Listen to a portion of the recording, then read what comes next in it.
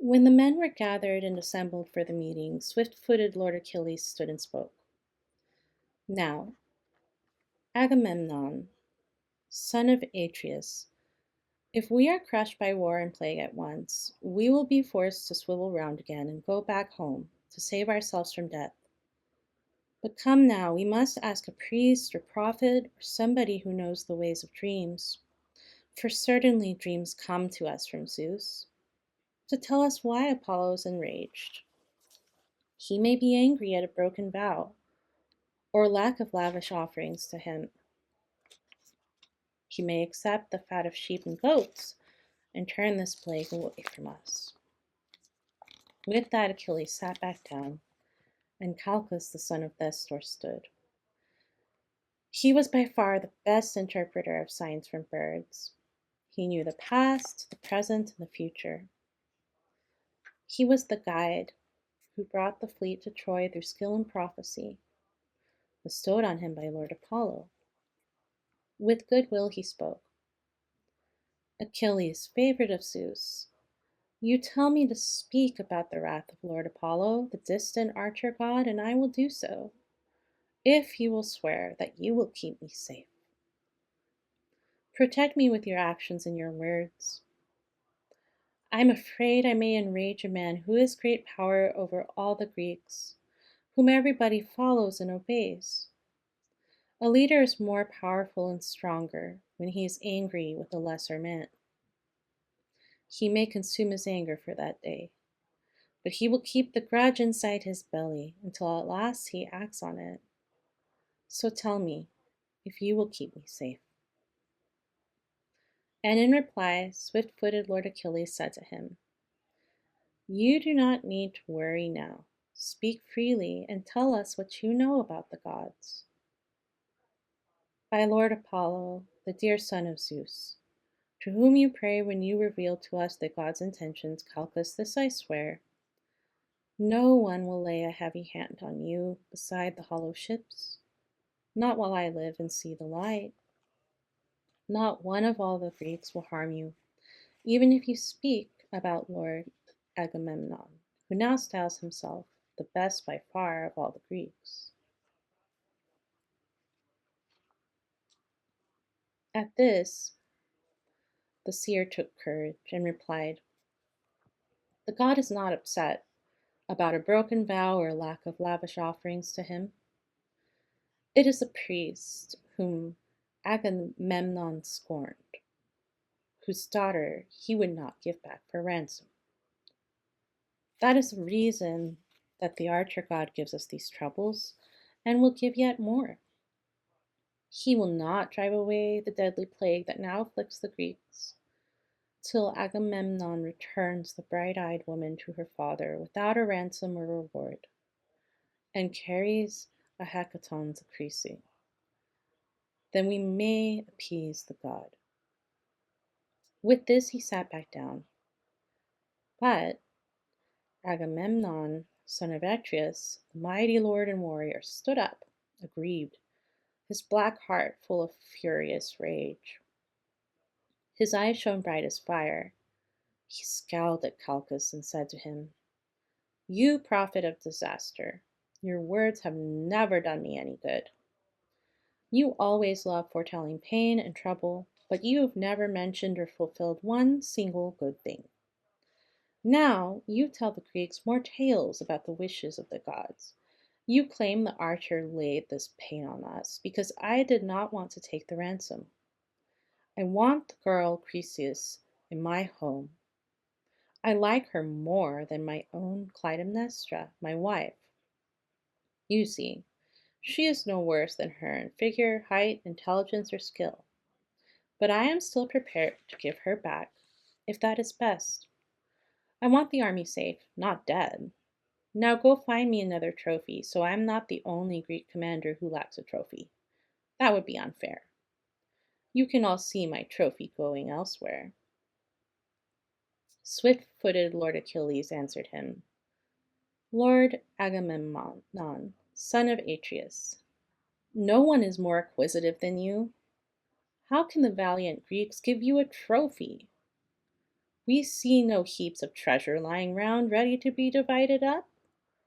The wealth that we have looted from the neighboring towns has been shared out, and it would be unfair to make the warriors return it all. You have to send this woman to the god at once. One day, we Greeks will pay you back with treasure worth 3 times as much or 4, if ever Zeus grants us the chance to take the high-walled town of Troy. Lord Agamemnon answered and said, "Godlike Achilles, however brave and skillful you may be, stop playing tricks, and do not try to rob me. You will not make me do as you propose, and you will never get ahead of me. You obviously want to keep your trophy and leave me sitting here with none at all. Are you commanding me to give her back? Fine. If the Greeks provide another trophy, to satisfy my heart and make it fair. But if they do not give one, I shall come and seize a trophy for myself, your trophy, or that of Ajax or Odysseus. The man I visit will be furious. We will discuss all this another time. But come now, let us drag the black ship down and launch it on bright salt sea, and gather a crew of rowers and then stow aboard the hecatomb and beautiful Chryseis. One council member needs to go and lead them, perhaps godlike Odysseus or Ajax, or Idomeneus, or you, Achilles, the wildest, most aggressive man alive. This leader must appease the god of distance by making proper sacrifice to him." Swift Lord Achilles scowled and said, "Incredible. You dress in shame. You are obsessed with getting profits for yourself. Which of the Greeks would willingly agree to make a trip because you told them to, or fight against an enemy for you? I did not come to Troy because I wanted to fight against the warriors of Troy. They never did me any harm at all. They never raided cows from me, nor horses, nor blighted fertile fields that feed the men of Phthia, far away across so many shadowy hills, reverberating seas.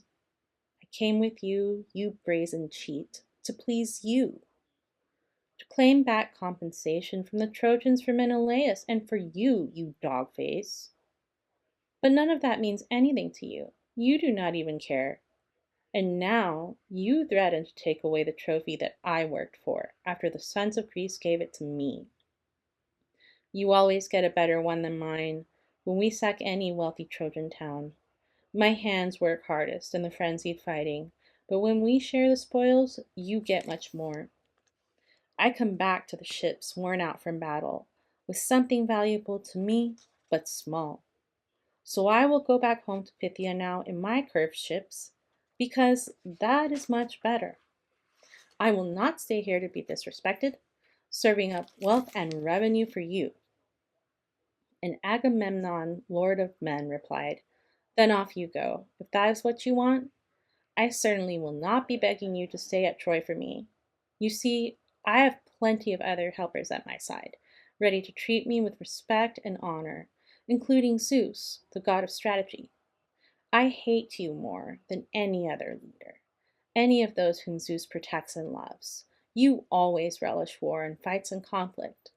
You may be strong, but some god gave you that. Go home, take all your ships and your companions, and rule your Myrmidons. I do not care. To me, you are entirely unimportant. Your anger does not bother me at all. But this I swear to you, just as Apollo will take Chryseis back away from me, when I send her to him on my own ship, escorted by my very own companions, so I shall take your beautiful Briseis, your trophy. I myself will come and get her in person from your tent, so you will see how far superior I am to you, and other men will shrink from talking back to me, as if we were on equal terms." At this, Achilles, son of Peleus, was deeply troubled, and his inmost heart inside his hairy chest was split in two, as he considered whether he should draw the sharp sword that was hanging by his thigh, and rouse the men and slaughter Agamemnon, or curb his anger and restrain his impulse. And as he pondered in his mind, he started to draw the mighty blade out from its sheath. But then Athena swooped down from the sky. She had been sent forth by the white-armed goddess Hera, who loved both men. Athena stood behind Achilles, son of Peleus, and grabbed him by his chestnut hair. She was invisible to everyone but him. Achilles, startled, turned and recognized Athena. She had bright, unearthly eyes, and his words flew out.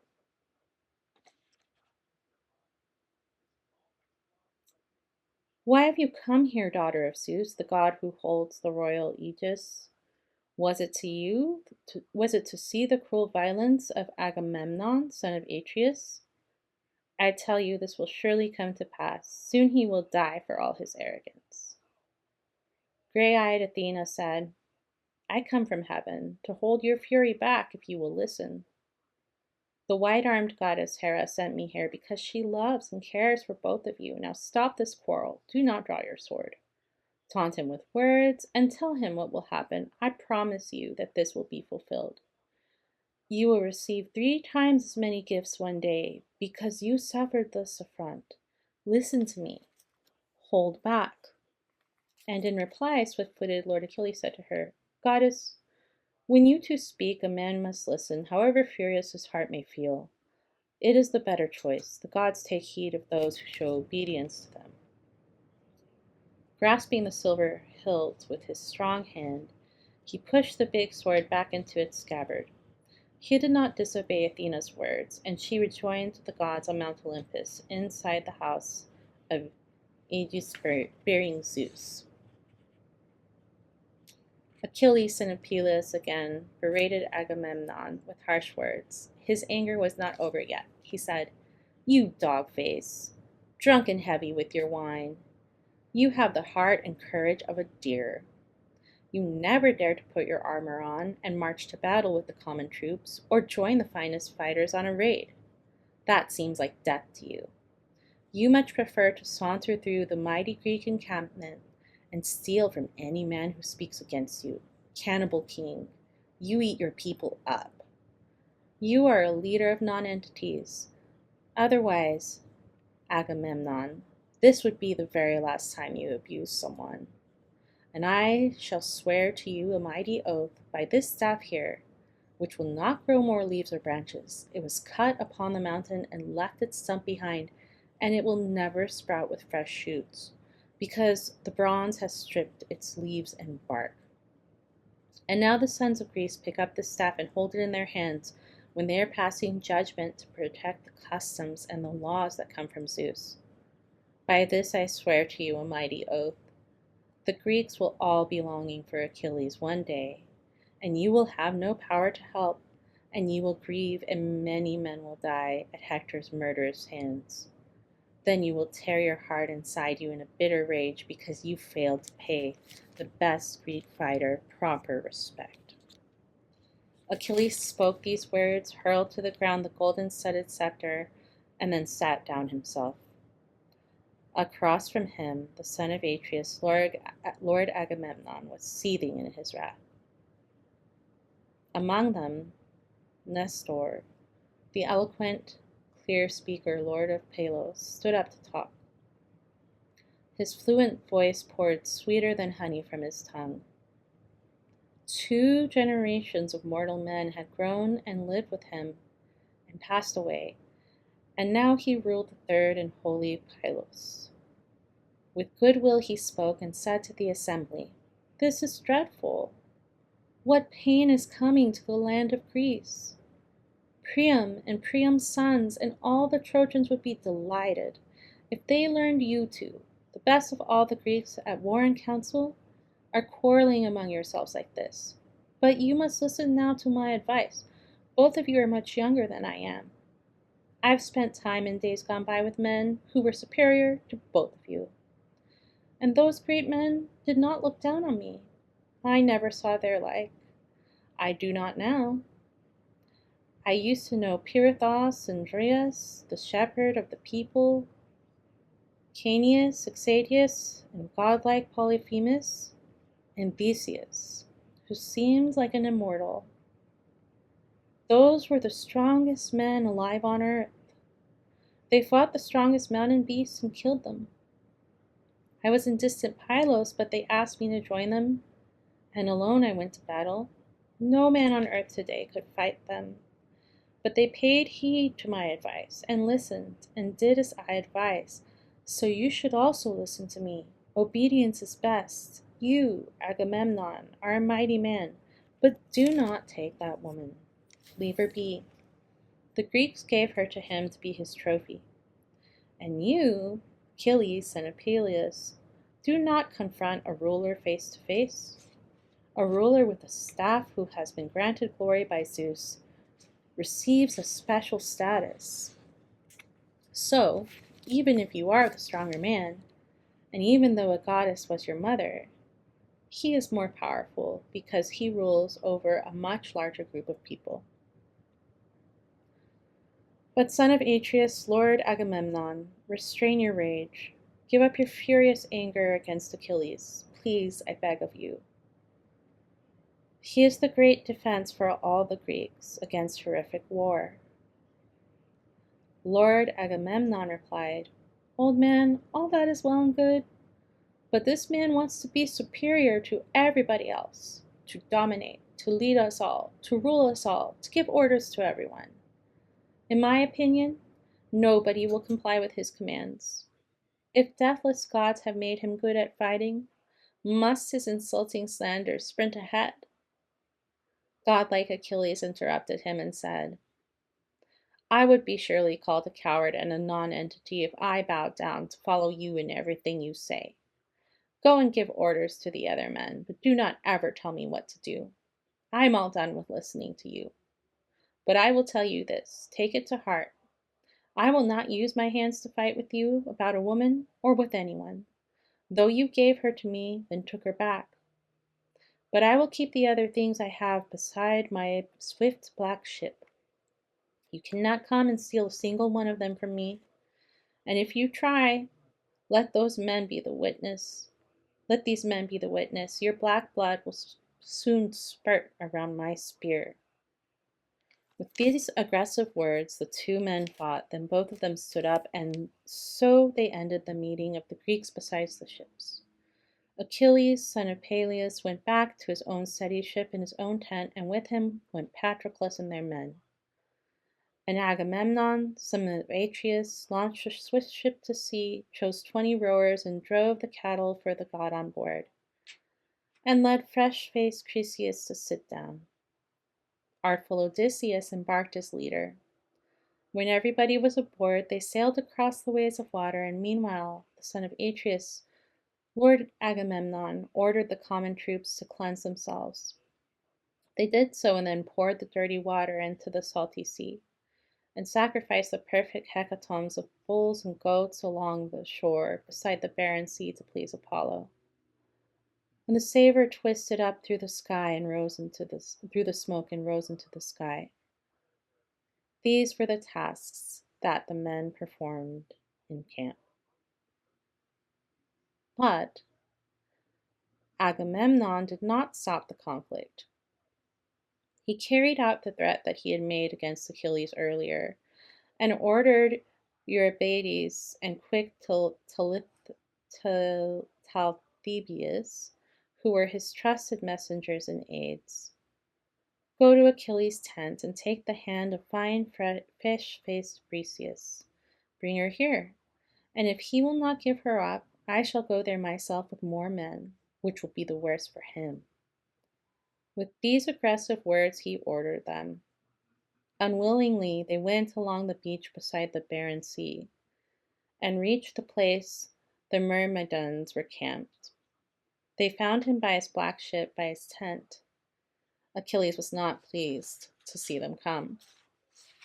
The men stood awestruck, frightened at the ruler, and did not speak to him or say a word. He understood and said, Come in and welcome. Heralds are messengers of Zeus, and men, I do not blame you. I blame Agamemnon. He sent you here to get the girl Briseis. Go then, find Patroclus, bring the girl, and let them take her. Let these two be witness to gods and mortals and that cruel lord, if one day I am needed to protect others from ruin. Now destructive thoughts seethe in his mind. He's incapable of planning for the near or distant future, to let the Greeks fight safely by the ships. Patroclus did as his dear friend had asked, and brought fresh-faced Briseis from the tent, and gave her to the men to take away. They started walking back beside the ships. The woman walked unwillingly beside them. Meanwhile Achilles went to sit alone, away from all his comrades, and he wept, beside the salt grey water, looking out across the endless sea.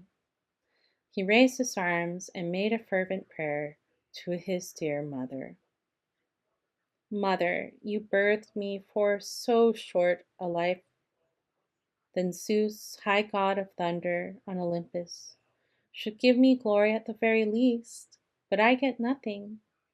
Now this Lord of Lords, this Agamemnon, son of Atreus, has disrespected me. He took my trophy, he seized it, and now keeps it for himself. He spoke through tears, and his goddess mother heard him, down in the salty depths where she was sitting beside her father. Instantly she rose out of the dim salt water like a mist, and sat beside him as he wept, and touched him, stroking him with her hand, and said his name, and spoke and asked him, Child, why are you crying? What pain has touched your heart? Do not conceal it. Tell me, and let us both know. Sobbing hard, swift-footed Lord Achilles said, You know. Why ask me this when you know everything?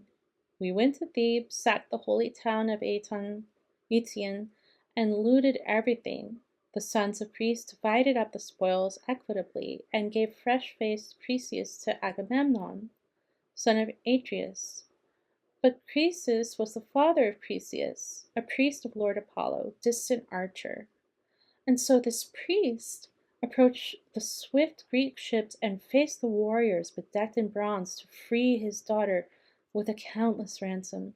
He had removed his sacred diadem, the emblem of the distant god Apollo, and held it wrapped around a golden staff, and prayed to all the Greeks, and most especially the pair of men who brought the troops to Troy, the sons of Atreus. The others all agreed they should accept the lavish ransom and show respect and reverence to the priest. But this proposal did not please the heart of Agamemnon, son of Atreus. He spoke to him aggressively and sent him harshly away. The old man was enraged. He left the Greeks and prayed to Lord Apollo. Apollo heard his prayer.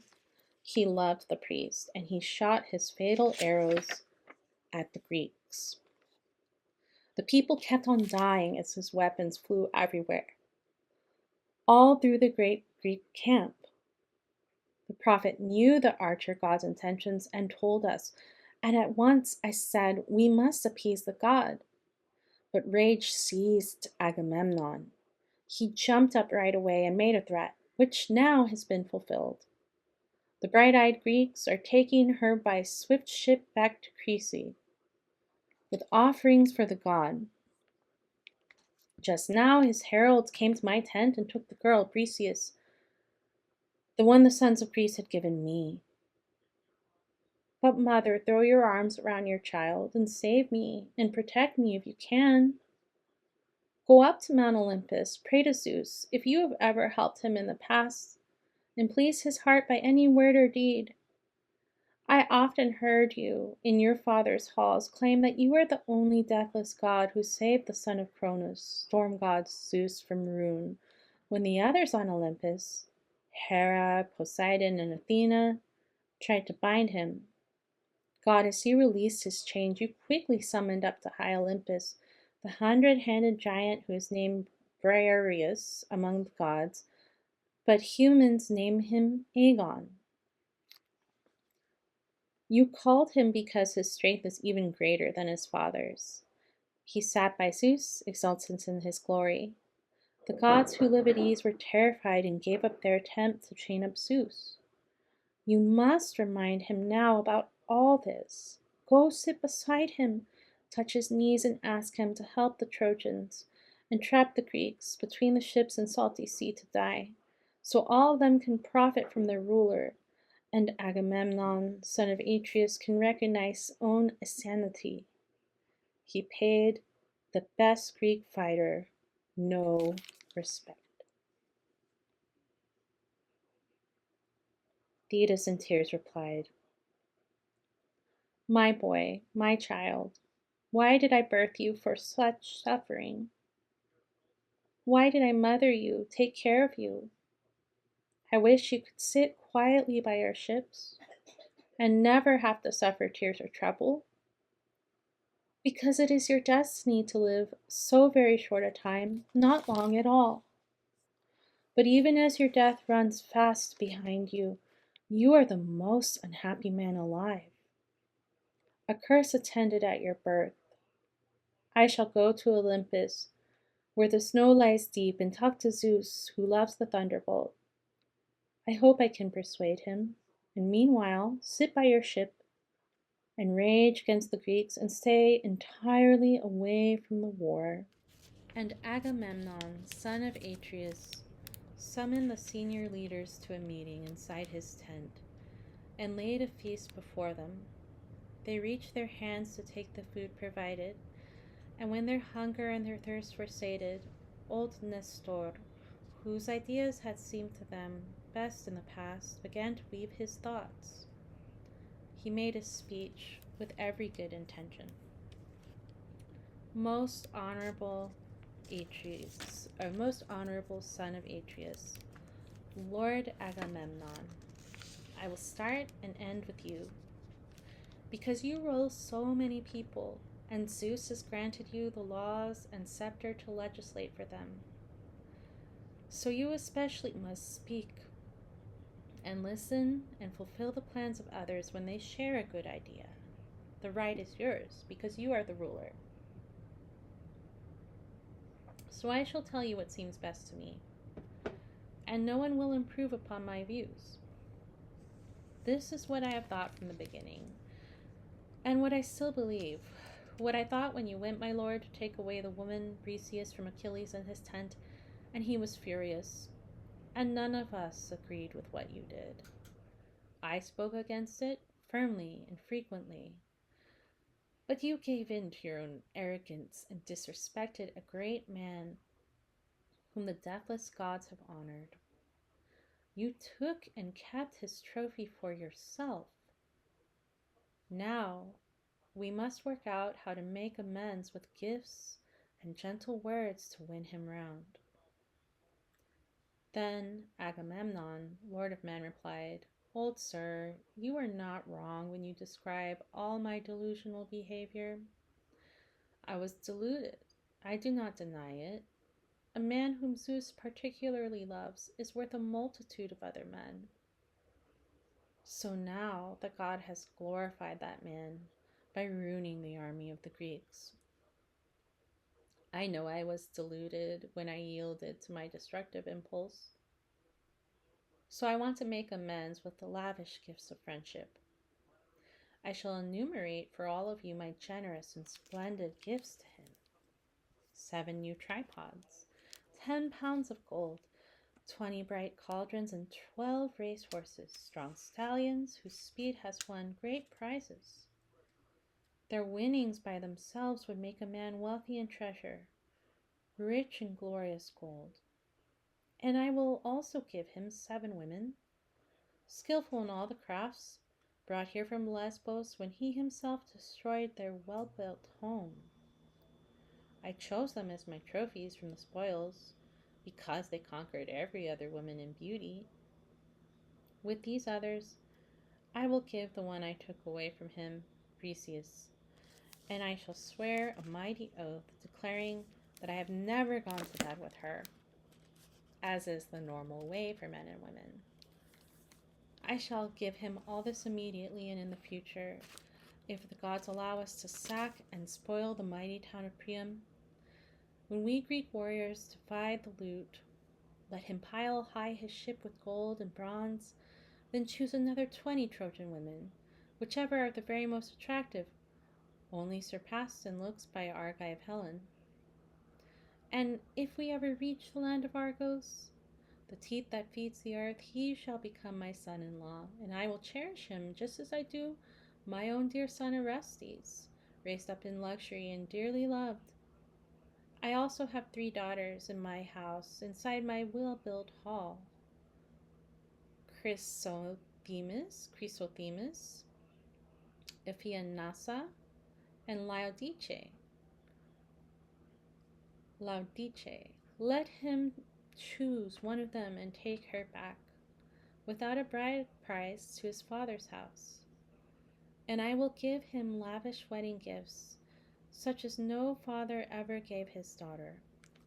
And I shall give him 7 well-built towns: Cardamil, Anope, Grassy Hire, the pasture lands of Anthea and sacred Pherae and Pedasus, where vines grow thick, and beautiful Apia.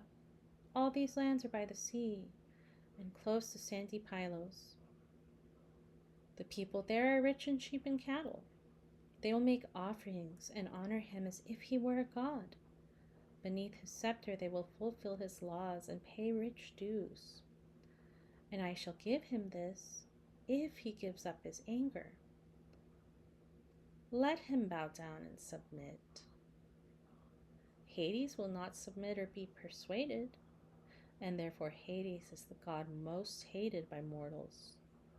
Let Achilles bow before me, because I have more power as a leader, and I am proud to be the older man.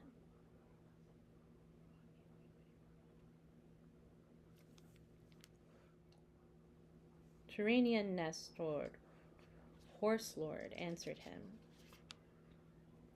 Most honorable son of Atreus, great Agamemnon, you are offering gifts that Achilles, son of Peleus, ought not to scorn.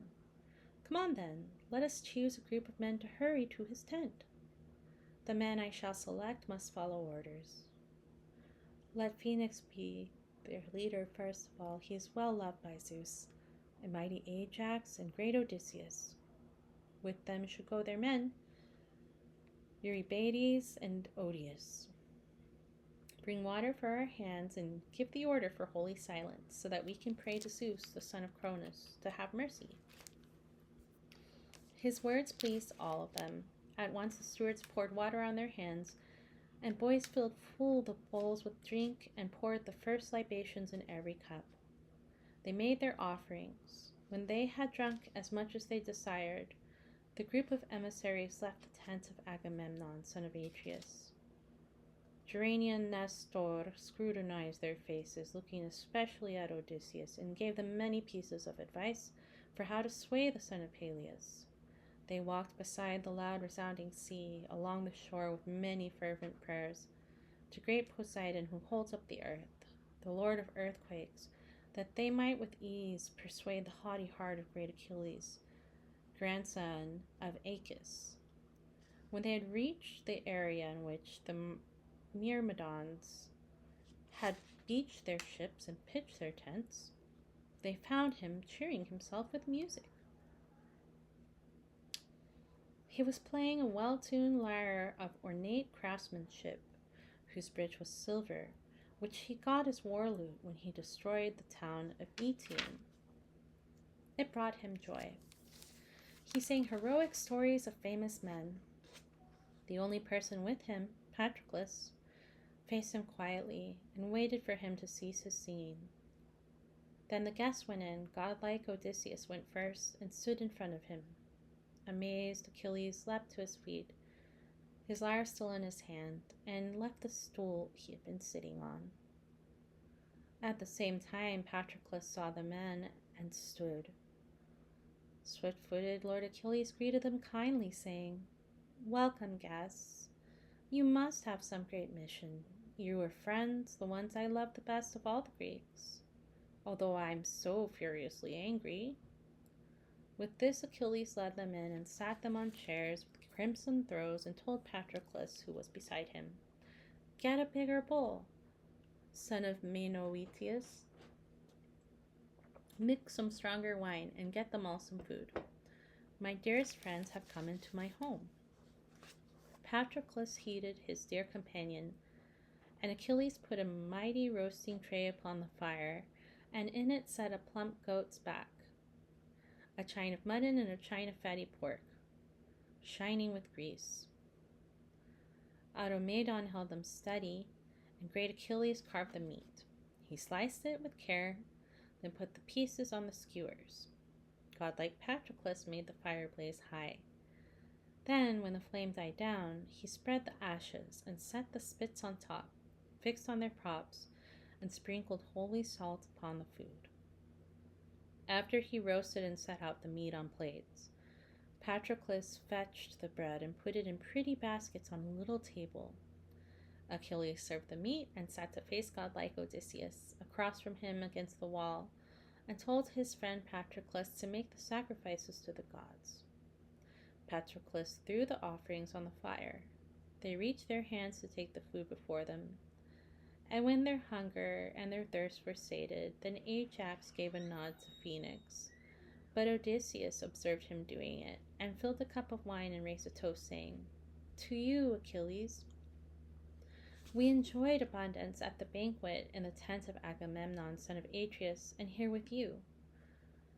You laid a lavish spread, but we did not come here with thoughts of dinner. My lord, we see great danger. We are frightened. Our ships may be destroyed. The odds are even, unless you dress yourself in will to fight. The valiant Trojans and their famous allies have pitched their tents beside our ships and wall. Their base is bright with campfires, and they think nothing can stop them. They will storm our ships. Zeus, son of Cronus, gave them lucky omens. He made bright lightning strike, and Hector now is full of confidence in his own strength. He rages wildly like a maniac. He puts his trust in Zeus. He pays no heed to other gods or men. A rabid frenzy consumes him. He is praying for bright dawn to come as soon as possible. He swears that he will slash the ship's high sterns and burn our fleet with deadly fire, and we will panic under the smoke and he will kill us all. I am extremely frightened that the gods may make his threats come true. Perhaps it is fated for us to die at Troy, so far from Argive fields where horses feed. Get up! It is not yet too late to change your mind and save the sons of Greece, who are in danger from the cacophonous onslaught of the Trojans. One day you will experience the pain, but there will be no cure for past mistakes. While there is time, consider how to save the Greeks from ruin. Peleus, your father, advised you well, dear boy, when you were leaving Phthia with Agamemnon. He said this: "You will get strength from Hera and Athena if they so wish, my child, but you must curb your arrogance, the pride that swells inside you. Better to have a heart that thinks of others. Hold back from conflicts that bring only trouble, so that the Greeks, both old and young, respect you. Your brother gave you this advice, but you neglected it. Yet it is not too late. Stop it. Release the rage that hurts your heart. If you give up your anger, Agamemnon will give you all the gifts that you deserve. Listen to me, and I will list for you the things he promises in his tent to give you: 7 new tripods and 10 pounds of gold, 20 bright cauldrons and 12 race horses, strong stallions whose speed has won great prizes. Their winnings by themselves would make a man wealthy in treasure, rich in glorious gold. And he will also give you 7 women, skillful in all the crafts brought here from Lesbos, when you yourself destroyed their well-built home. He chose them as his trophies from the spoils because they conquered every other woman in beauty. With these others he will give the one he took away from you, Briseis, and he will make a mighty oath and swear that he has never gone to bed with her, as is the normal way for men and women. He will give you all this immediately, and in the future, if the gods allow us, to sack and spoil the mighty towns of Priam. When we Greek warriors divide the loot, you can hire your ship with gold and bronze. You can go to him yourself and take another 20 of the Trojan women, whichever are the very most attractive, only surpassed in looks by Argive Helen. And if we ever reach the land of Argos, the teat that feeds the world, you will become his son-in-law, and he will cherish you just as he does his own dear son Orestes, raised up in luxury and dearly loved. He also has 3 daughters in his house inside his well-built hall, Chrysothemis, Iphianassa, and Laodice.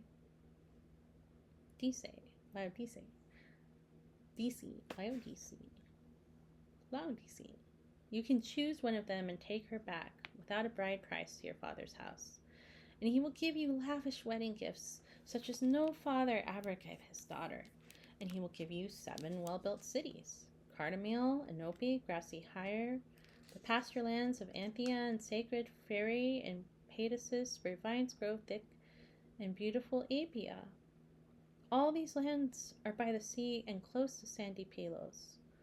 The people there are rich in sheep and cattle. They will make offerings and honor you as if you were a god. Beneath your scepter they will fulfill your laws and pay rich dues. He will do this for you if you give up your anger. If you feel too deep a loathing for Agamemnon, son of Atreus, and for his gifts, at least you should have pity on all the other people in the army. The Greeks are desperate. If you do this, they will adore you like a god. You will gain huge renown. You can kill Hector now. He's come very near the Greek encampment in a ferocious, homicidal frenzy. He thinks no Greek who sailed to Troy can match him. Swift-footed Lord Achilles answered him, Son of Laertes, favorite of Zeus, scheming Odysseus, I must speak out emphatically and unreservedly. I must tell you exactly how I feel, and what the future holds for us, or else the 3 of you will keep on sitting there and take turns chittering and clucking at me. I hate like Hades' gates the man who hides one thought inside his heart and says another. So I will tell you what I think is best. I do not think the son of Atreus or any of the Greeks can change my mind, because I got no thanks for all my labors, constantly battling the enemy. A man who fights his hardest in the war gets just the same as one who stays behind. Cowards and heroes have the same reward. Do everything or nothing. Death still comes. I have endured great pain. I risked my life over and over in this endless war, but I got nothing for it. As a bird brings little mouthfuls for her fledgling chicks whenever she gets food and starves herself, so I kept watch for so many sleepless nights and fought my way through many bloody days, struggling with men to rob them of their women. Near fertile Troy I looted and destroyed 12 towns by ship, 11 more on foot.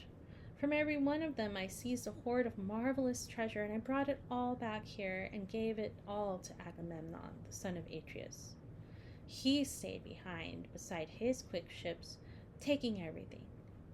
He kept the most, but shared a little out, and handed trophies to the lords and leaders. The others still have theirs, but he took mine, just mine, from me, not anybody else's. He has my woman, my own heart's desire. We'll let him lie with her, let him enjoy her.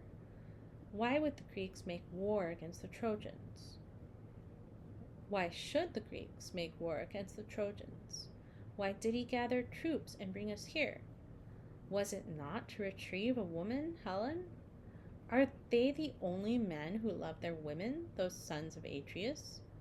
All good, fine men love their own women and take care of them, just as I love that woman with my heart, although she was a captive of my spirit.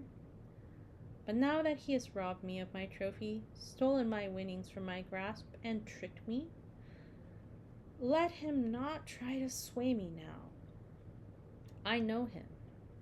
He will not change my mind. Let him decide, along with you, Odysseus, and others, how to protect the ships from deadly fire. He certainly has worked quite hard without me. He built a wall and dug a ditch around it, so wide and deep, and fixed sharp stakes along it. But even so, he cannot block the onslaught of murderous Hector and his deadly strength. When I was fighting alongside the Greeks, Hector was never willing to incite battle beyond the city wall. He ventured just to the Scaean gates, beside the oak tree. One day when he was standing there to face me, he scarcely got away from my fierce hands. But now I do not wish to fight with Hector. Tomorrow I will sacrifice to Zeus and all the gods and load my ships with goods and launch them on the sea. And if you wish, and if you have any interest in my actions, early tomorrow morning you can watch my ship set sail. My men will quickly row my fleet across the fish-filled Hellespont, and if the famous shaker of the earth, Poseidon, grants fair sailing for my voyage, on the third day I shall reach fertile Phthia. I have great wealth there that I left behind when I came here, and I will bring home more, red, bronze, and gold, and women wearing sashes, and hard gray iron, all my share of war loot. But my own trophy, which he gave himself to me, he took it back from me again. So he insulted me, that mighty leader, the son of Atreus, that Agamemnon. Go tell him my whole answer. Let him hear it in public, so the other Greeks will also get angry with him, just in case he tries to trick another one of us in future. He always dresses in his shamelessness. He would not dare come look me in the eyes, the dog. I will not join his plans or actions. He did me wrong. He cheated me. Enough. Let him not trick me with his words again. Be gone with him. Wise Zeus erased his wits. I hate that man's gifts, and I do not have even a scintilla of respect for him. Not even if he gave 10 times as much or 20 times the wealth he now possesses, and even if he got yet more from somewhere, the treasure that accrues to Orchomenus, or all the riches of Egyptian Thebes, whose houses hold the richest stores, the city of 7 gates, from each of which march forth 20 armed warriors with chariots. Not even if his gifts to me could match the grains of dust and sand, not even then would Agamemnon ever sway my heart, till he had paid me back for the abuse that caused my heart such pain. I will not marry the daughter of that son of Atreus, that Agamemnon, even if her beauty rivals the golden grace of Aphrodite, and even if her skill in crafts could match gray-eyed Athena's. I would not take her. He can pick someone else to marry her, someone more suitable, more like a king. And if the gods protect me and I reach my home, my father Peleus himself will find me a wife. There's no shortage of women in the lands of Greece and Phthia, daughters of leaders who protect their cities. I shall pick out whichever one I want to be my loving wife. My strong, proud heart has often yearned to marry somebody at home in Phthia as my bed partner, a proper wife, so that I can enjoy the legacy my father won for me. To me, no wealth is worth a person's life. Not even all the treasure that they say the thriving town of Troy once held inside in former days of peace before we came, or all the riches held in rocky Delphi behind the doorstone of the archer god Phoebus Apollo. You can raid fine cattle or well-fed sheep, and you can trade to get tripods and horses with bright golden manes. But human life does not come back again after it passes through the fence of teeth. No trade or raiding can recover it. My silver-footed goddess mother Thetis says that there are 2 ways my death may come. If I stay here and fight besieging Troy, my chance of ever going home is lost. But I shall have a name that lasts forever. Or, if I go home to my own dear country, I lose my glory, but I gain long life. Death cannot run so fast to overtake me. I would advise the rest of you as well to sail back home. You will not take tall Troy. Far-seeing Zeus has stretched his hand across it. The Trojan people have new confidence. Go take my message to the Argive leaders. Speak freely with the privilege of counsel, so they devise a better strategy to save the hollow ships and all their crew. Their current plan, this embassy, has failed, because I am so furious, so wrathful. But Phoenix can remain and stay the night, and come with me tomorrow in my fleet back to our fatherland if he so wishes. I will not take him there against his will. Meanwhile, when Hector reached the Scaean gates and oak tree, all the Trojan wives and daughters ran up and gathered round him, asking him about their brothers, cousins, sons, and husbands. He told them they should calmly, each in turn, pray to the gods. But onto most of them, disaster was already fastened tight. Then Hector reached the splendid house of Priam, surrounded by its polished colonnade. Inside were 50 rooms of polished stone, built next to one another, where the sons of Priam slept beside their honored wives. Within the courtyard on the other side were 12 more rooms where Priam's daughters slept, built out of polished stone, adorned with roofs, and there the sons-in-law of Priam lay beside their noble wives. And Hector's mother, generous Hecuba, came out to meet him. She brought Laodice, her prettiest daughter. She hurled her arms around her son and asked him, "My child, why did you leave the bitter fighting? Those Greeks, I curse their names, who are besieging our city must have worn you out. Your heart led you to come inside the walls and raise your hands to Zeus from our high citadel. So stay a while and let me get you wine sweetened with honey. First pour out libations for all the gods, especially Father Zeus, and after that you need to have a drink. Wine can restore a man who is exhausted, as you are now, so very tired from fighting to keep your friends and comrades safe in battle."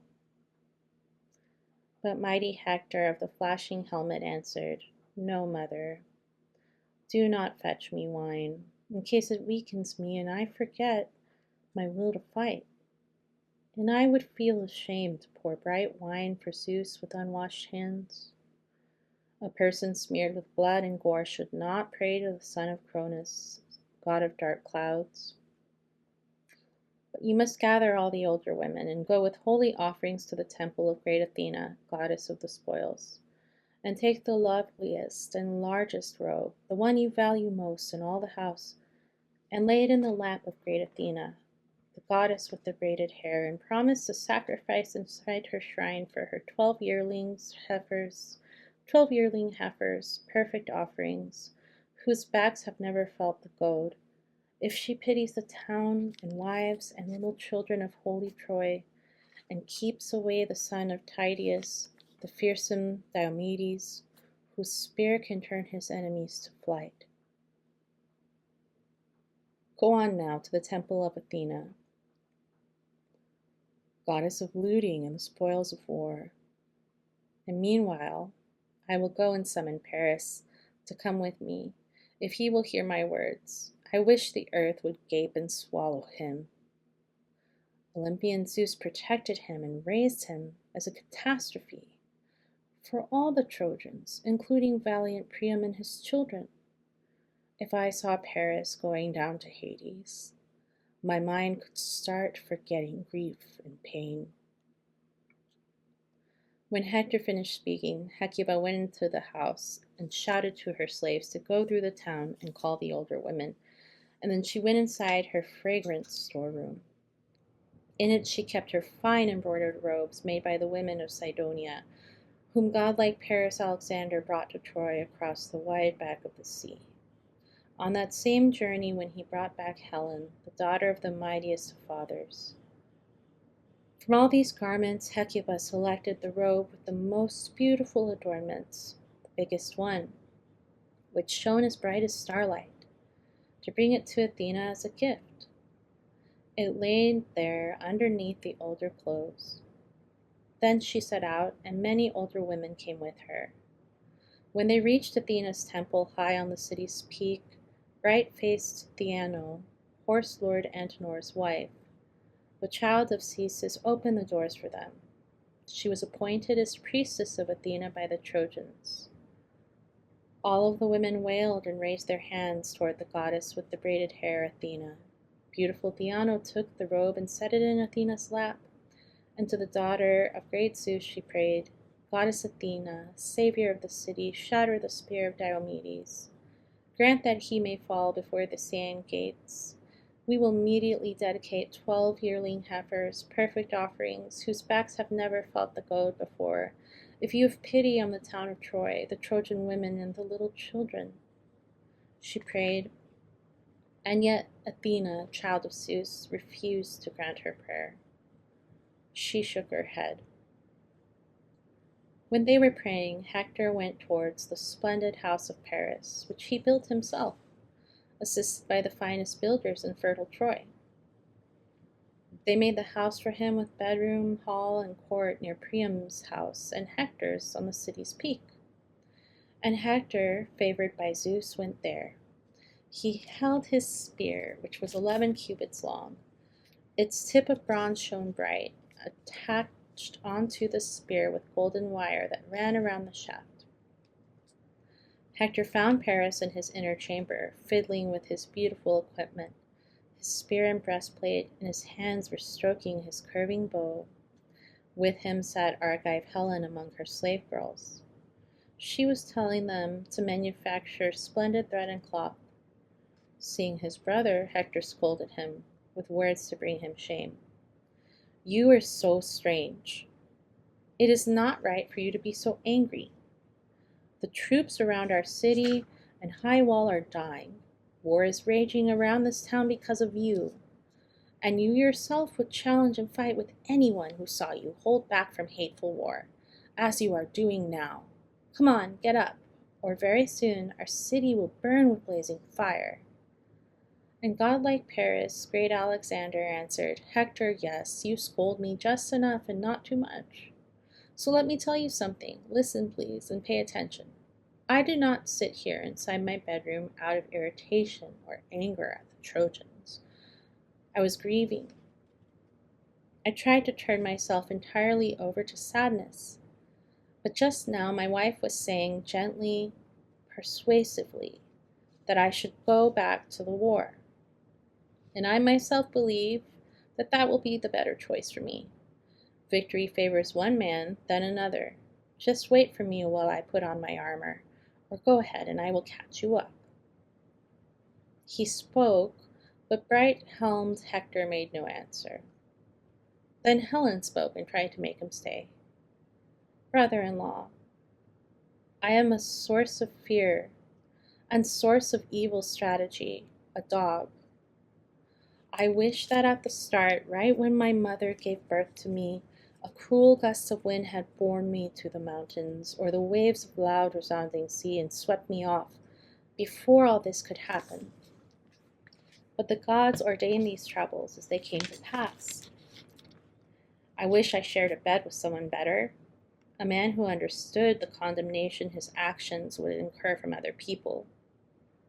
This man has no good sense, no self-control, and no capacity to change. One day he surely will receive his retribution. But come now, brother, sit down here with me. You've endured the greatest pain and grief because of us, because of me, a dog. And Paris with his folly and delusion. Zeus set an evil lot upon us all to make us topics of a singer's tale for people in the future still unborn. Then mighty Hector of the flashing helmet replied, You must not make me sit down, Helen, despite your love for me. I will not do it. I feel already such a strong desire to go protect the Trojans. In my absence, they miss me terribly. What you should do is rally this man. Let him rouse himself and reach the battlefield before I do, while I am here inside the town of Troy. I must go see my family at home, my darling wife and little baby son. You see, I do not know if I will ever return to them again. This time the gods may crush me underneath the hands of Greeks." Then Hector and his flashing helmet left her, and quickly reached his own fine, well-built home. But in the hall he did not find his wife, white-armed Andromache. She had gone up into the city wall and stood there grieving and sobbing. She was with her well-dressed slave who held the baby. And when Hector saw his noble wife was not inside the house, he stood just in the doorway on the threshold and called out to the women slaves, "Come here and talk to me. You have to tell the truth. Where is Andromache? Why is she out? Where did she go? To visit with my sisters? Or to my brothers' wives who wear fine dresses? Or to the temple of the fearsome goddess Athena, where the other Trojan women whose hair is finely braided say their prayers?"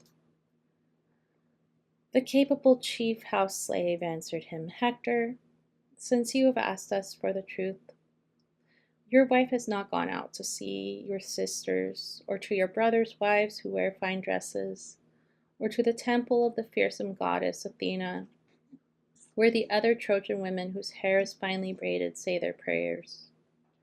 So she rushed to the wall. She rushed towards the wall because she heard the Trojans have been losing, and the Greeks have gained enormous power. She ran off as if beside herself with manic frenzy. The nurse slave went with her and brought the baby." The woman finished speaking. Hector dashed out of the house and back the way he came, through the great town, along the well-kept streets, and when he reached the Scaean gates which led out to the battlefield, she ran to meet him. Andromache, the wife for whom he gave so many gifts to take her as his bride. She was the daughter of King Eetion, who lived beneath the woodland of Mount Placus in Thebes, ruling the Cilicians. This daughter of a king was now the wife of Hector, in his armor made of bronze. She ran to meet him, and the slave came too, bringing the baby cuddled in her arms. He was so little still, an innocent. Hector adored this baby boy, his son, who was as beautiful as a bright star. Hector called him Scamandrius, but others called him Astyanax, the city's lord, because his father, Hector, was the one who kept Troy safe. Now Hector saw his child and smiled at him in silence, saying nothing. Andromache stood next to him in tears, grasping his hand, and spoke his name and said, "What are you doing, Hector, you strange man? Your will to fight will kill you. Do you feel no pity for your little baby son, or my unhappiness, my life of loss? Soon I shall be your widow. Soon the Greeks, all of them rushing at you all at once, will kill you. Then for me, when I have lost you, better that I sink down below the earth. There can be no more comfort afterwards for me when you are dead, but only pain. I have no father and no noble mother, because godlike Achilles killed my father. He breached the towering gates and sacked my city, Thebes, where we Cilicians once lived in peace. Achilles killed the king, my father, but did not strip the armor from his corpse. He felt compunction, so he burned the body along with his ornate, well-fashioned weapons, and heaped a mound to the marketplace.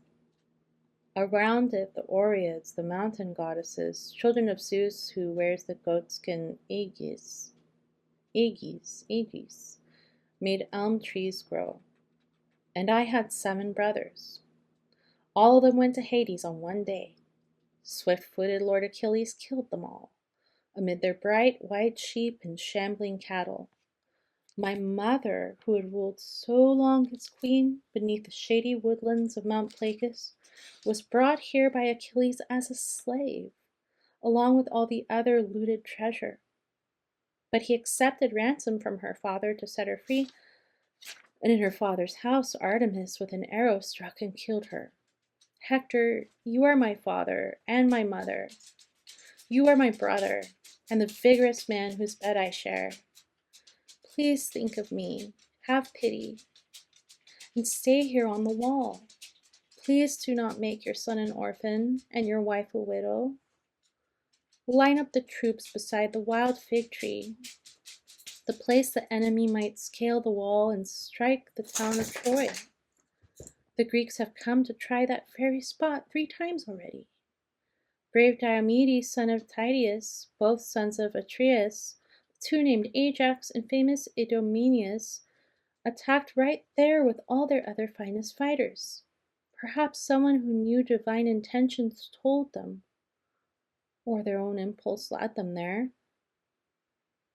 Great Hector in his flashing helmet answered, Woman, I care about all these things too, but I feel overwhelming shame in front of the Trojan women in their trailing dresses, and Trojan men if I shrink back from war as if I were a coward.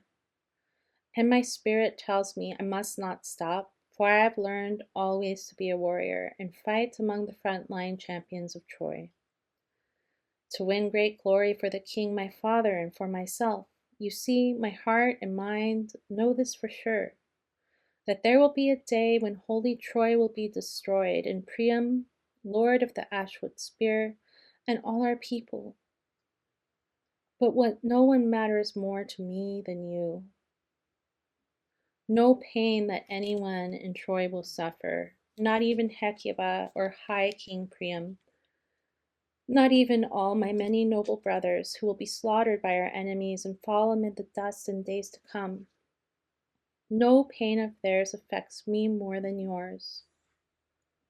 One day some bronze-armed Greek will capture you, and you will weep, deprived of all your freedom. Then you will leave to serve another woman in Argos. You will have to carry water from river Hyperia or Mysius, entirely against your will, but forced by strong necessity. And sometimes people will see you weeping there, and they will say, That woman used to be the wife of Hector, who was the greatest champion of Troy during the Trojan War. When they say that, your pain and grief will feel brand new again, because you do not have a man like me to save you from the day of your enslavement. But as for me, I hope I will be dead, and lying underneath a pile of earth so that I do not have to hear your screams or watch when they are dragging you away. The noble Hector reached towards his son. The baby wailed and wiggled back to snuggle into his well-groomed nurse's lap and dress. The child was scared by how his father looked, shocked at the terrifying horsehair plume that nodded at the top part of his helmet. His loving father and his mother laughed. Hector immediately took off his helmet and put it on the ground. It glittered brightly. Then glorious Hector kissed his darling son and took him in his arms to rock and cuddle and prayed to Zeus and all the other gods. Zeus, and you other gods, please let my son be just like me, admired among the Trojans, strong and successful on the battlefield, powerful enough to rule in Troy. I hope they say when he comes back from war, this man is so much better than his father. I hope he kills an enemy of ours and brings his blood-stained arms and armor back and makes his mother happy. With these words, he gave his son to his beloved wife. She let him snuggle in her perfumed dress, and tearfully she smiled. Her husband noticed and pitied her, and took her by the hand and said to her, Strange woman, come on now. You must not be too sad on my account. No one can send me to the house of Hades before my time. No one can get away from destiny, first set for us at birth, however cowardly or brave he is. Go home and do the things you have to do. Work on your loom and spindle, and instruct the slaves to do their household work as well. War is a task for men, for every man born here in Troy. But especially, most especially me. When he had finished speaking, glorious Hector picked up his helmet with its horsehair plume. His loving wife set off for home, but kept twisting and turning back to look at him. More and more tears kept flooding down her face.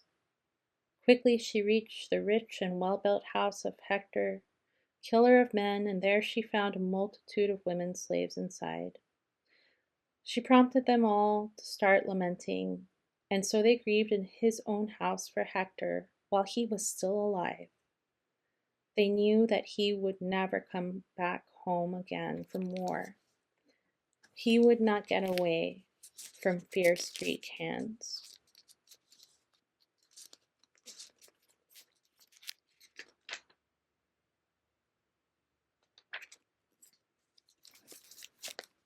You missed godlike Achilles. This is Hector.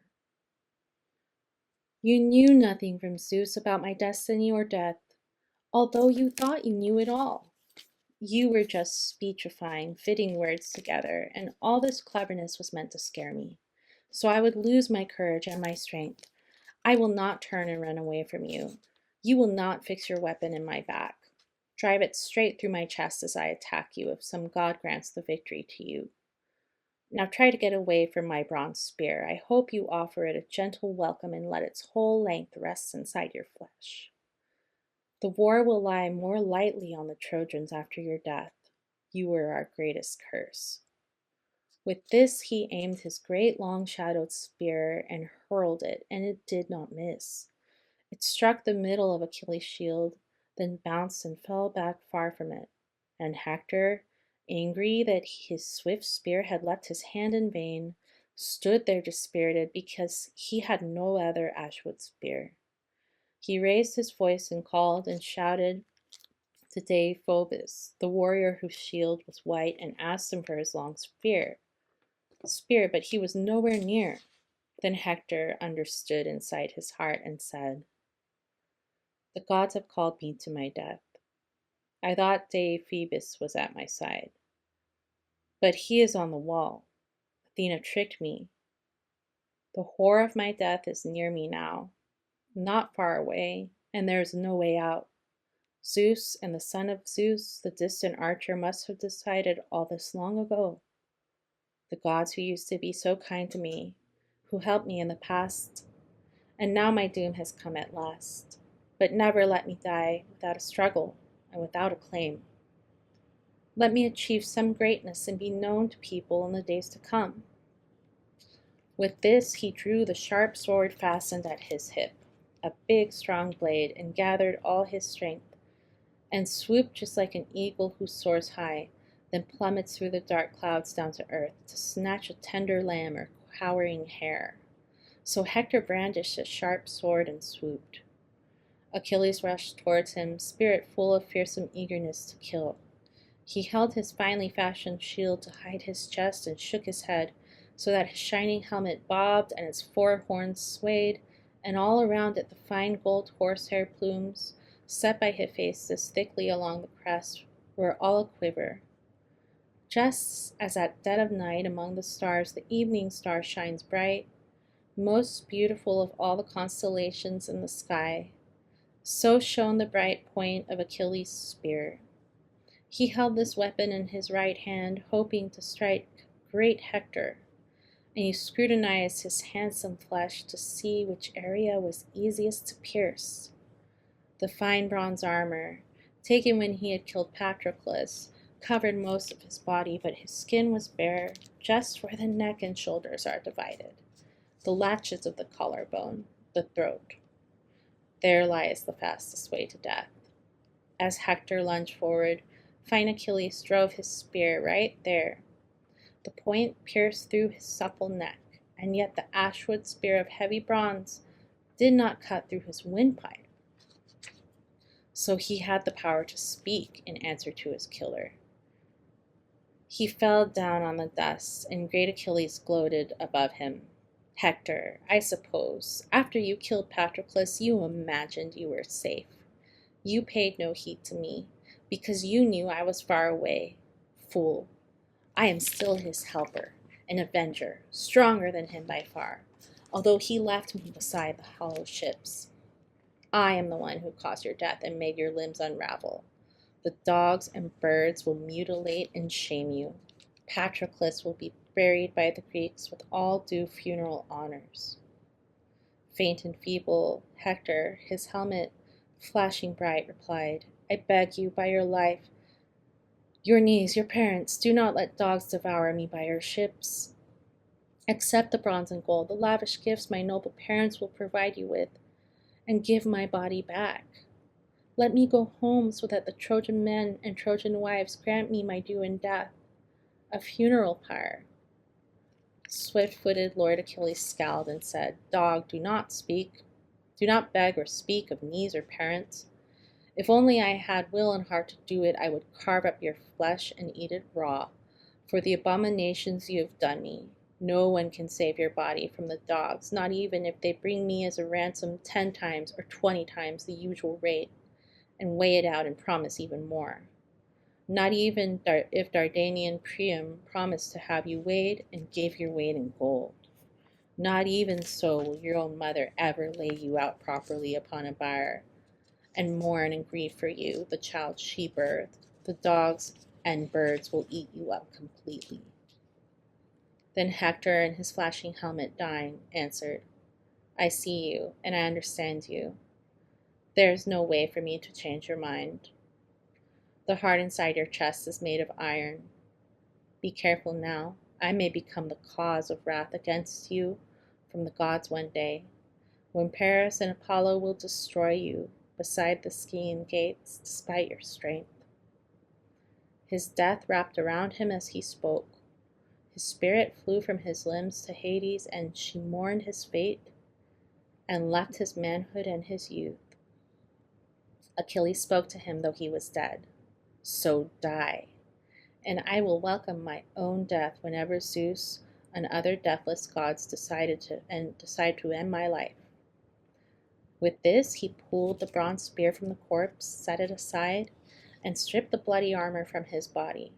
The other sons of Greece ran up and stood round him and marveled at the size and handsomeness of Hector. As they stood there, each of them stabbed him and told each other, Look at this. Hector is so much softer to the touch than when he burned our ships with blazing fire. They said this as they stood around and stabbed him. After swift-footed, glorious Achilles had stripped the arms of Hector, he stood tall among the Greeks and spoke winged words to them. My friends, Greek lords and counselors, the gods have granted me the chance to kill this man, who caused more harm than all the rest of them. Let us surround the city, fully armed, to learn about the Trojan state of mind. How are they feeling now? Will they abandon their citadel now that this man is fallen?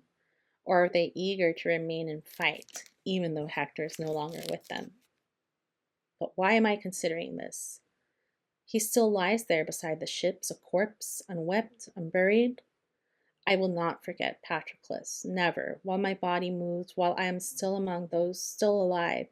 And even if the dead forget each other in Hades, even there, I will remember my friend, the man I love.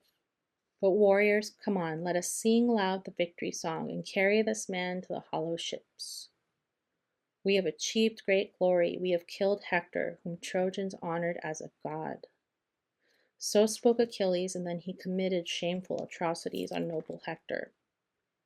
He pierced the tendons behind both his feet from heel to ankle, threaded leather straps and bound them to his chariot, and let the head loll backward as he drove. He mounted, bringing the famous armor. With the whip he made the horses go. With no reluctance they flew.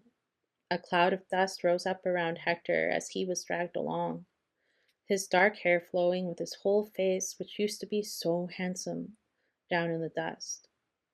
On that day, Zeus allowed his enemies to mutilate and shame him in his own fatherland.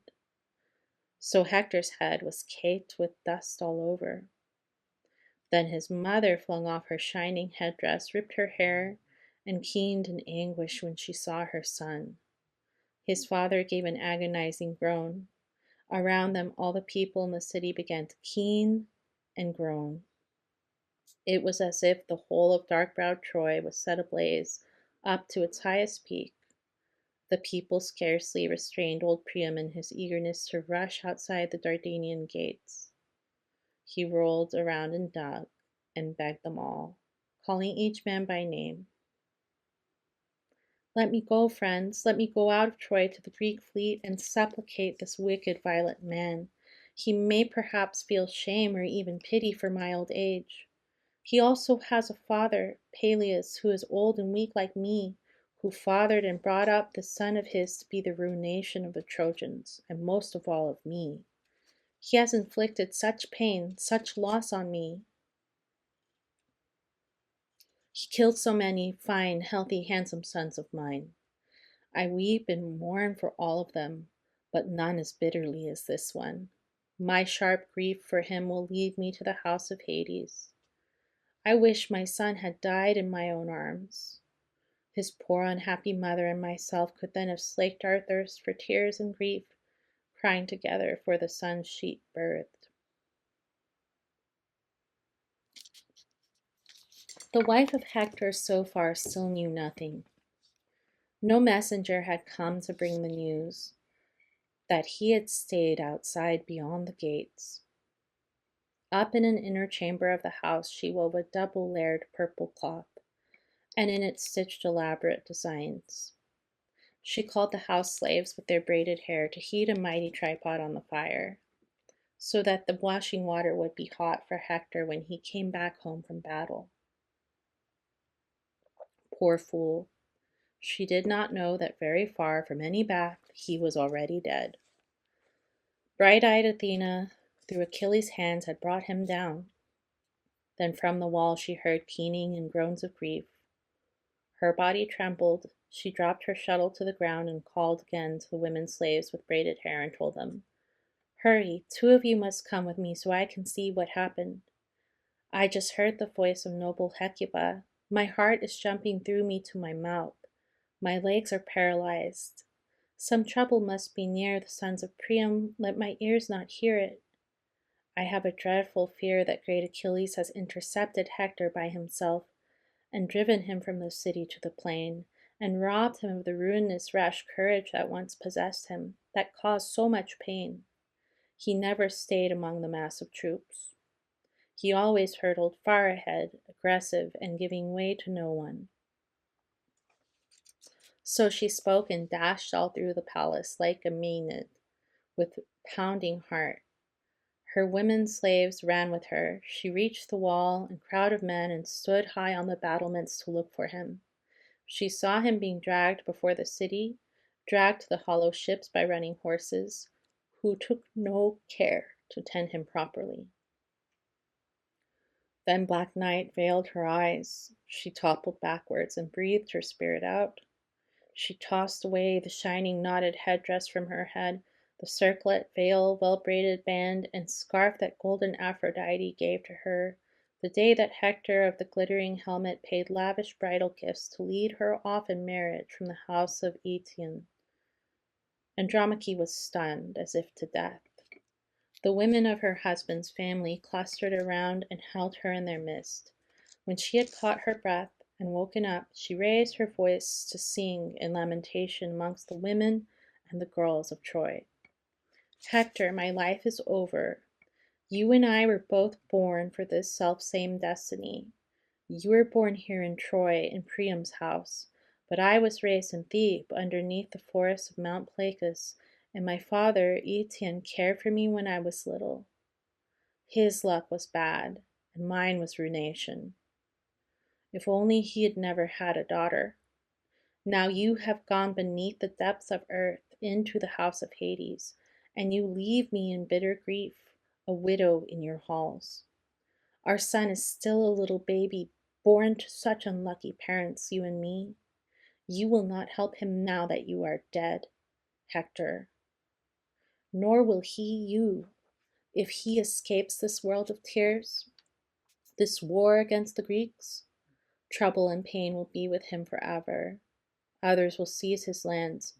A father's death deprives a child of all companionship. In need, he will approach his father's comrades and tug one by the cloak or by the tunic. They will feel bad for him, and one may give him a tiny sip, enough to wet his lips but not his throat.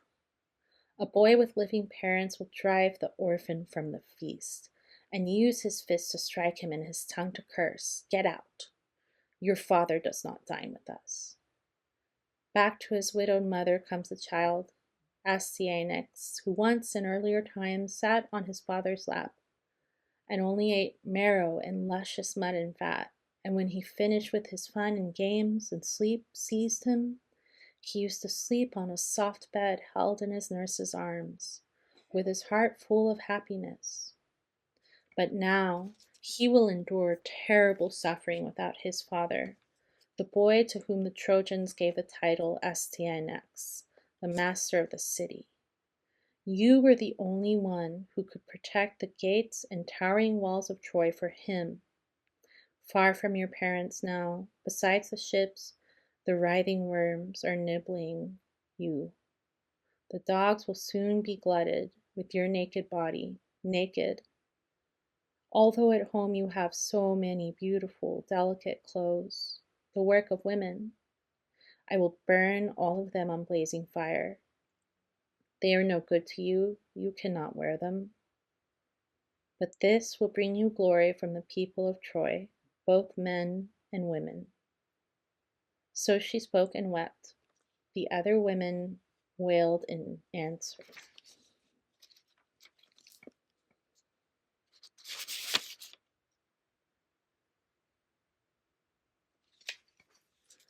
The Trojans grieved throughout the town. The Greeks had reached the fleet beside the Hellespont, and most dispersed to their own ships. Achilles would not allow Myrmidons to leave. He told his warlike comrades, loyal friends, Myrmidons, masters of swift steeds, do not release the horses from the chariots yet. We must ride near Patroclus and lament. This is the prize of honor due the dead. When we are satisfied with tears and grief, let us unyoke the horses and have dinner, all of us here together. So he spoke. They wailed together, guided by Achilles. Weeping and sorrowful, they led the horses 3 times around the body, and among them Thetis aroused desire to tell their sorrow. Wet was the sand, and wet their arms and armor with tears because they missed their friend so much, the router of their enemies. Among them, Achilles, son of Peleus, began to lead the lamentations as he laid his murderous hand upon his comrade's heart. Patroclus, even in the house of Hades, greetings. Be well, my friend. I am already fulfilling all the things I swore to you. I promised to drag Hector here and give him to dogs to share among themselves as meat. I swore to take 12 lovely Trojan children and slit their throats above your funeral pyre because I am so angry at your death. With this, Achilles did degrading things to noble Hector, stretching him face down upon the dust beside the funeral pyre on which the son of Lord Menœtius lay. Each of the warriors removed his armor of shining bronze, unyoked the whinnying horses, and sat around the ship of swift Achilles, grandson of Aeacus. And he set out a funeral feast to feed the crowd of men. Many sleek cattle bellowed, stuck by iron, and many sheep and bleating goats were slaughtered. Many fine fat pigs with silver tusks were singed and stretched across the burning flame of Lord Hephaestus. All around the corpse, blood flowed and was collected into cups.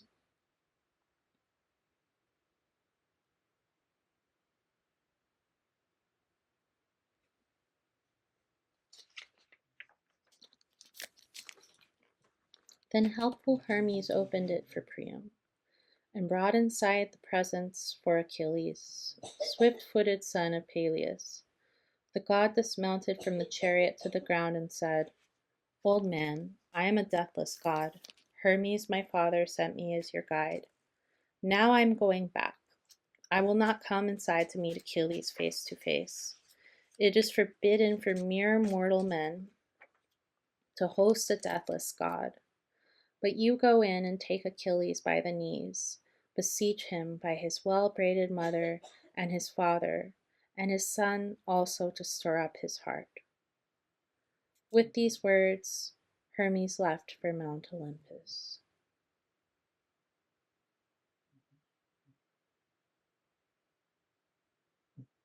With these words, Hermes left for Mount Olympus.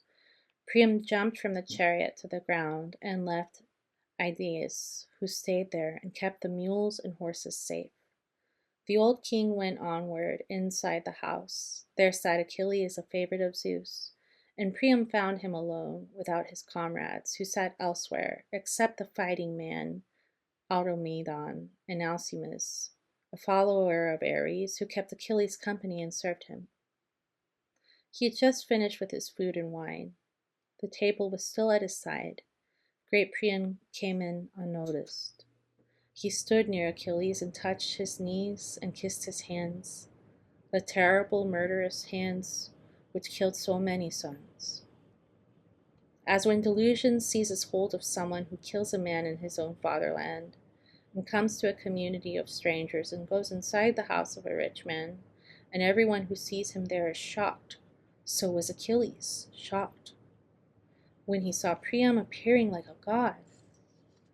So were the others. Startled, they glanced at one another. Priam spoke to Achilles, and this was his prayer. "Godlike Achilles, think of your own father, who is as old as I am, standing over the final threshold between age and death. The people in the neighboring estates probably threaten him, and there is no one to save him from the danger of destruction. And yet at least he hears you are alive, so his heart is glad, and every day he hopes to see his own beloved son come home from Troy, while I have been the most unlucky man alive. In spacious Troy I had the finest sons, of whom not one is left. I once had 50, in the days before the Greeks arrived, and from one womb 19 were born to me. My household women bore me the others. Most of them were killed by furious Ares, who undid their limbs. I had just one who kept our town and people safe, and you killed him a short while ago while he was fighting for his fatherland, Hector. I came here to your ships for him, to ransom him from you. I brought with me a countless ransom. Please, Achilles, show reverence towards the gods and pity me. Remember your father, Peleus. I am more pitiable than him. I have endured what no man yet on earth has done. I pressed my mouth into the hand of him who killed my son." This made Achilles yearn to mourn his father. With his hand, he gently took hold of the old man and pushed him back. Then both remembered those whom they had lost. Curled in a ball beside Achilles' feet, Priam sobbed desperately for murderous Hector. Achilles wept, at times for his own father and sometimes for Patroclus. So their wailing suffused the house.